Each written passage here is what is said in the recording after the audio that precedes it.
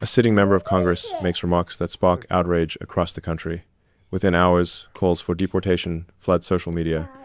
And then Donald Trump responds in a way that leaves even Ilhan Omar herself rattled. Today, we're going to unpack not just the headlines, but the deeper meaning of why this clash between Omar and Trump matters for America's future. In all my years watching politics unfold, I've seen plenty of controversies come and go. But there's something different about what we witnessed recently with Congresswoman Ilhan Omar. This wasn't just another political dust-up that gets forgotten by the next news cycle. This was a moment that revealed something profound about where we are as a nation.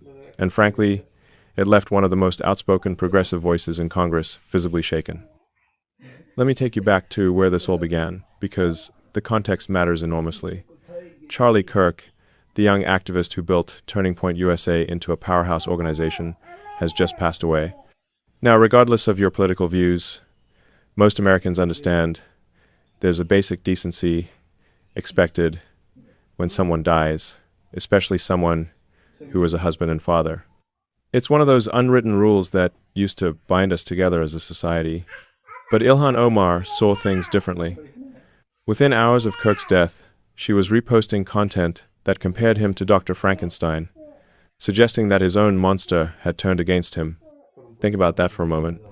A sitting member of Congress, someone who represents hundreds of thousands of Americans, chose to use a fictional tale about a mad scientist and his creation to describe a real person's death.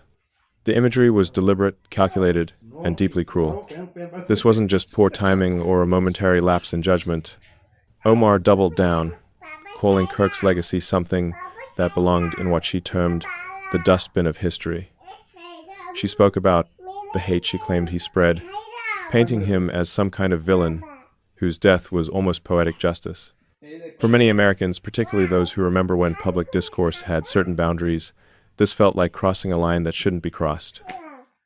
Now, you might wonder why this particular controversy gained such traction when political figures say inflammatory things all the time. The answer lies in something deeper than partisan politics. This wasn't Republicans getting mad at Democrats or vice versa. This struck at something more fundamental, our shared sense of basic human decency. When people across the political spectrum start questioning whether someone has gone too far, because most likely this story is only just beginning.